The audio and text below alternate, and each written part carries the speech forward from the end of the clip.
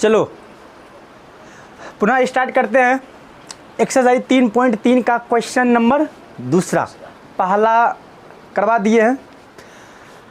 अब कौन सा क्वेश्चन बचा है? दूसरा। उसके बाद पुनः देखेंगे तीसरा, ठीक। लेकिन तीसरा में लगभग में 5 या 6 हिसाब है। तीसरा में 5 या 6 हिसाब है, लेकिन चलो इस हिसाब को बारीकी से समझते हैं और समझने का प्रयास करते हैं। अगर जिस भी बंदा को समझ में नहीं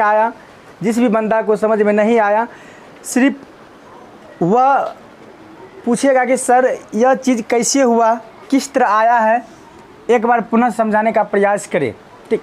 अगर कोई भी भाई या बहन हो, अगर यूट्यूब पर वीडियो देख रहे हैं, तो अगर उसे भी कोई समस्या है, कोई तकलीफ़ है कि वह न समझ पाती है या न समझ पाता है, तो उसके लिए एक आदेश है कि वह एक कमेंट बॉक्स में अपना समस्या लिख कर दें और उस समस्या का समाधान करने का प्रयास करेंगे। तो चलो एक प्यारा सा क्वेश्चन आप सभी के सामने उपस्थित है। इस क्वेश्चन को हम देखते हैं कि इस क्वेश्चन में क्या खूबी है, किस तरह बनाना है। सबसे पहले आप क्या करेंगे, क्वेश्चन को पढ़ेंगे और क्वेश्चन को पढ़ने के बाद उसके बाद देखते हैं कि किस तरीक़ा से बनाना होगा, किस नियम से बनाएंगे और किस नियम से चलने का प्रयास करेंगे, ठीक। 2 नंबर का क्वेश्चन आपका है, ध्यान से, कोई नज़र को इधर उधर नहीं करेगा, ध्यान से। 2 नंबर का क्वेश्चन है कि 2x + 3y = 11 और 2x - 4y = -24 को हल कीजिए। यहाँ देखो क्या कहा गया है, हल कीजिए। नहीं दिया है प्रतिस्थापन, नहीं दिया है ग्राफ, नहीं दिया है आलेख या ग्राफ आलेख एक ही होता है, नहीं दिया है विलोपन, नहीं दिया है वर्ज, सीधा क्या कर दिया है, हल कीजिए। इस समीकरण को हल करना है। एक चीज़ आप लोगों को पता होगा कि जिस समय हम बेसिक पढ़ा रहे थे, जिस दिन हम बेसिक पढ़ा रहे थे, उस दिन बोले थे कि एक ठो चीज़ को ध्यान में रखना है कि अगर कोई क्वेश्चन दिया है और वहाँ डायरेक्ट लिख दिया है, 2 समीकरण दे दिया है, अगर वहाँ लिख दिया है डायरेक्ट हल कीजिए, तो उस वक्त हम कौन सा विधि को अपनाएंगे? कोई जवाब दे सकता है? उस वक्त हम कौन सा विधि को अपनाएंगे? विलोपन विधि को अपनाएंगे। इसीलिए कहते हैं कि एक बार फिर आप लोग इस क्वेश्चन को देखिए क्या कहा गया है और किस माध्यम से बनना चाहिए यह क्वेश्चन, किस माध्यम से यह क्वेश्चन बनना चाहिए। विलोपन विधि से बना सकते हैं। यहाँ पे कुछ नहीं लिखा हुआ है कि हमें विलोपन से बनाना या प्रतिस्थापन से बनाना या वर्ग से बनाना या ग्राफीय से बनाना है। सिर्फ हमें दे दिया गया है, समीकरण दे दिया है, उसको क्या कहा है, यानी कि हल कीजिए। तो सबसे पहले हम यहाँ तक बनाते हैं, यहाँ तक, ठीक। इससे आगे पहले इसको हल कर लेते हैं, तब बढ़ेंगे आगे, ठीक। तो लिखते हैं समीकरण क्या है, 2x + 3y। यहाँ लिख देंगे विलोपन विधि। क्या लिखना है जी? विलोपन विधि, विलोपन।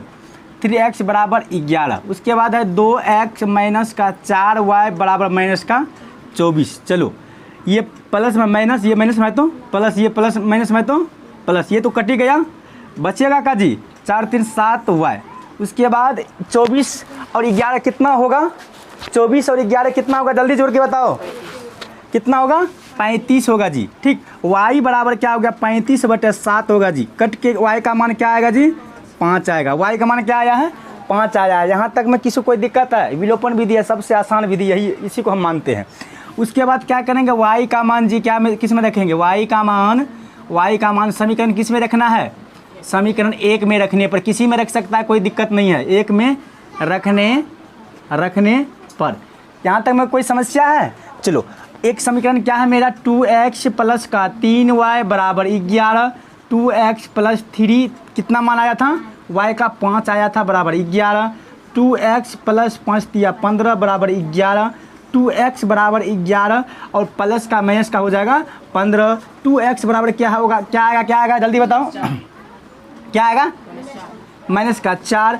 उसके बाद x बराबर क्या होगा? -4/2। कट के क्या आ गया? -2। x की वैल्यू क्या आ गया? x की वैल्यू क्या आ गया? -2। x की वैल्यू क्या आ गया?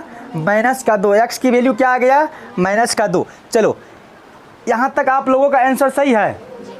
यहाँ तक आप लोगों का आंसर सही है या नहीं? यहाँ तक सही है, यहाँ तक सही है। चलो अब आगे क्वेश्चन में क्या कहता है उस चीज़ को हम देख लेते हैं। कहता है कि और इसमें m का वह मान ज्ञात कीजिए। देखो इसमें दे दिया है कि m का भी मान ज्ञात करना होगा। m का वह मान ज्ञात कीजिए m का वह मान ज्ञात कीजिए जिसके लिए y बराबर mx प्लस 3y दिया है। तो हमें m का मान ज्ञात करना है ना। सबसे पहले क्या है, y बराबर mx प्लस का 3, y का वैल्यू कितना आया है, पुट कर दो। y का वैल्यू कितना आया है, 5 आया है। कितना आया है, 5 बराबर m का मान तो नहीं है, m का मान निकालना होगा। और x की मान कितना आया है, -2 प्लस का क्या था 3। उसके बाद 5 बराबर -2m होगा प्लस 3, 5 ये प्लस में इधर आएगा तो माइनस में बराबर होगा माइनस का 2m। 5 में से 3 गया 2, मैं प्लस का 2 होगा ना, 2 बराबर -2m। अब देखो ये 2 से ये तो करके माइनस का 1 आएगा बराबर m। इसको हम लिखते सही से m बराबर -1, m बराबर -1। क्या आया है, क्या आप लोगों का आंसर सही है, आंसर सही है।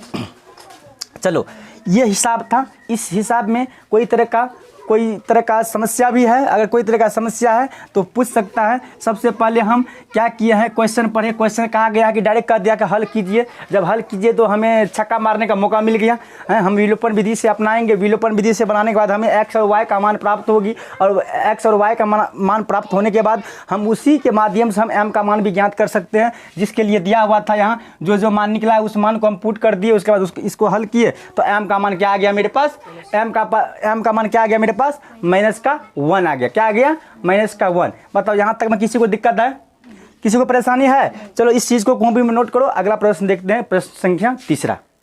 चलो आपका दूसरा क्वेश्चन आ गया, तीसरा क्वेश्चन आ गया है। तीसरा क्वेश्चन में लिखा हुआ था कि प्रतिस्थापन विधि द्वारा हल कीजिए। अभी दूसरा क्वेश्चन में हम पढ़ रहे हैं कि प्रतिस्थापन विधि द्वारा कुछ नहीं, उसमें कुछ नहीं था, सिर्फ क्या लिखा हुआ था कि हल कीजिए। क्या लिखा हुआ था, हल कीजिए। लेकिन इसमें दे दिया है, क्या दे दिया है कि किस विधि से हल करना है, प्रतिस्थापन विधि से हल करना है। किस विधि से हल करना है, प्रतिस्थापन विधि से हल करना है। चलो आगे बढ़ जाए, देख लेते हैं क्वेश्चन। इसका पहला क्वेश्चन देखते हैं। पहला क्वेश्चन लिखा हुआ कि दो संख्याओं का अंतर 26 है। अच्छा, अंतर मतलब समझता है, माइनस होता है। मैथ के हिसाब से अगर देखा जाए तो क्या होता है, घटाव होता है। वो क्या होता है, वो घटाव होता है। कि दो संख्याओं का अंतर कितना है, 26 है। और एक संख्या, ध्यान से सुनना, एक संख्या दूसरी संख्या की 3 गुनी है। एक संख्या जो है, एक संख्या वह दूसरी संख्या की कितना गुनी है, 3 गुनी है। कितना गुनी है, 3 गुनी है। तो उसके बाद क्या कहा गया, उन्हें ज्ञात कीजिए। उन्हें ज्ञात कीजिए। तो ज्ञात करने में क्या दिक्कत है, कर लेते हैं। कुछ मानना पड़ेगा ना, माना बड़ी संख्या, क्या मानेंगे, बड़ी संख्या। माना बड़ी संख्या, क्या मानेंगे, x मानेंगे। क्या मानेंगे, x। और छोटी संख्या क्या मानेंगे, छोटी संख्या क्या मानेंगे, y मानेंगे। क्या मानेंगे, y। तो प्रश्न अनुसार कहता है, क्या कहता है, प्रश्नानुसार अंतर कितना है, 26। तो क्या होगा, x माइनस होता है ना, y बराबर कितना है, 26। समीकरण 1। क्या ये समझ में आया? सबसे पहले दो संख्याओं का अंतर दिया हुआ था 26। कितना दिया हुआ था, 26। तो हम माना, यानी कि हम माने बड़ी संख्या x है और छोटी संख्या y है। उसके बाद अंतर पूछा तो x माइनस y है बराबर कितना दिया है, 26। ये दो संख्या माने हैं ना, ये दो संख्या बराबर कितना है, इसका अंतर 26 है। कितना है इसका अंतर, 26 है। इसका अंतर कितना है, 26 है। चलो आगे देखते हैं। अब इसको प्रतिस्थापन विधि द्वारा कहा गया था, तो पहले इसको हम एडजस्ट कर लेते हैं, इस समीकरण को हल कर लेते हैं। ठीक, तो क्या करेंगे, x बराबर रखेंगे 26 प्लस का क्या हो जाएगा, y। ये हो गया ना। अब आगे देखो, आगे पढ़ो क्या कहता है, आगे प्रोसेस क्या कहता है। और एक संख्या कौन सी संख्या हो मेरा, बताओ जल्दी बताओ। एक संख्या कौन सी संख्या है, x है, x लिख दो। और एक संख्या दूसरी संख्या की 3 गुनी है। दूसरी संख्या क्या है, y है। क्या y है, अब प्लस में कितना है, 3 गुनी है। तो ये होगा x प्लस 3y होगा ना। तो देखो x बराबर ये भी आ गया, x बराबर ये भी आ गया। इसका मतलब ये दोनों बराबर हैं। अब आगे हल करने का कोई ज़रूरी है? x बराबर ये भी है और x बराबर ये भी है, x बराबर ये भी है और x बराबर ये भी है। तो दोनों को बराबर रखेंगे ना। तो लिखेंगे समीकरण 1, ये समीकरण आपका 1 था ना, 2 था ना, समीकरण 1 तथा 2 से कहा जी, कहा 26 प्लस y बराबर 3y। यही था ना, यही था ना। अब क्या करना है, 26 ये प्लस में उधर जाएगा तो माइनस में 3y माइनस का क्या होगा y, तो 26 बराबर क्या होगा 2y। उसके बाद 26 बराबर क्या हो जाएगा बटा 2y। ये गुना हम तो इधर ले आए, इसको सीधा कर ले, ऐसे कर ले, 2y बराबर 26। अब y बराबर क्या हो जाएगा 26 बटे 2, कट के क्या आ गया y का मान क्या आ गया 13 आ गया। y का मान क्या आ गया 13 आ गया। जब y का मान मेरा 13 आया तो इस मान को किस में बैठाएंगे, समीकरण 1 में बैठाओ या 2 में बैठाओ, वो आपकी मर्जी है। तो समीकरण किस में बैठाएंगे y का मान, है y का मान समीकरण किस में बैठाएंगे, y का मान समीकरण हम बैठाते हैं 1 में।